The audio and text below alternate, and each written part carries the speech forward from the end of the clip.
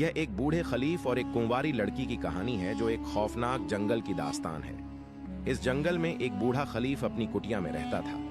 कहानी की इब्तिदा एक तूफानी रात से हुई जब शदीद बारिश हो रही थी। हर तरफ गहरा अंधेरा छाया हुआ था। आसमान से बिजली कड़क रही थी और जंगल में खौफनाक सन्नाटा तारी था। बूढ़ा खलीफ अपनी कुटिया में बैठा था।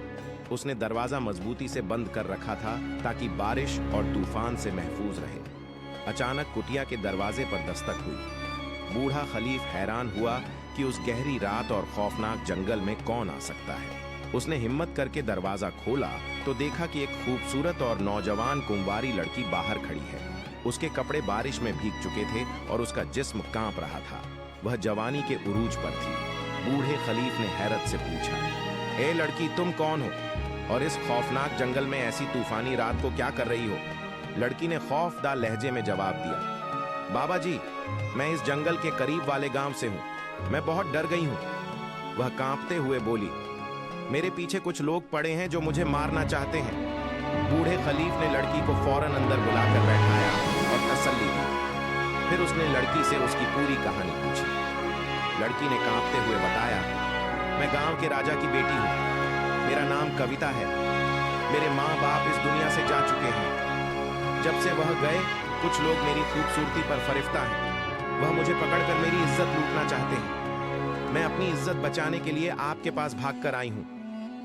बूढ़ा खलीफ लड़की की बातें गौर से सुन रहा था, लेकिन उसके दिल में शक पैदा हुआ कि शायद यह लड़की कोई राज छुपा रही है।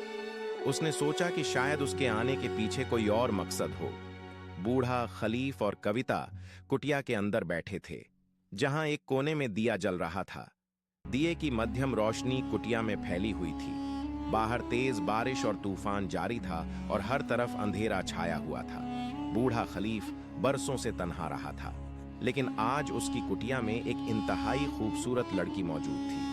वह खुद को रोकने की कोशिश कर रहा था कि कहीं कोई गलती ना हो जाए। उसके जहन में अजीब से ख्यालात जाग रहे थे। अचानक कविता बोली, बाबा जी, मैं बहुत डरी हुई हूँ। क्या आप मुझे आज की रात अपनी कुटिया में पनाह देंगे? बूढ़ा खलीफ, जो पहले ही यही चाहता था, फौरन बोला, हाँ बिल्कुल, तुम आज रात यहाँ ठहर सकती हो।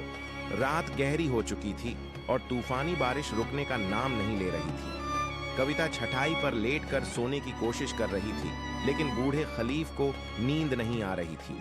उसका दिल बेचैन था और उसके अंदर अजीब सी हलचल थी। बरसों से दबे हुए ख्यालात जाग उठे थे। उसे प्यार की दुनिया नजर आ रही थी और जवानी का जोश उसे बेकरार कर रहा था। वह सोच रहा था कि यह रात कैसे गुजरेगी। वह खुद को संभालने की कोशिश कर रहा था, लेकिन नींद न आती।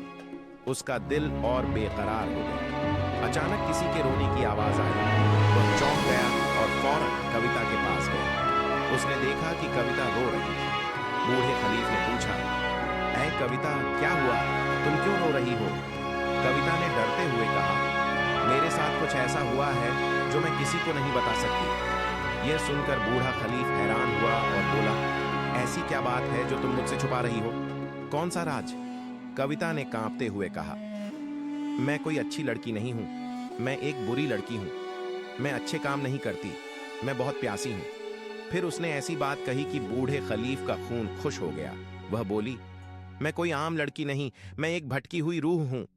यह सुनकर बूढ़े खलीफ के जिस्म में खौफ की लहर दौड़ गई। उसके पांव तले जमीन निकल गई। वह घबरा कर बोला, अगर तुम रूह हो तो यह कैसे मानूं? कविता ने आहिस्ता से अपनी कहानी शुरू की। यह बहुत पुरानी बात है।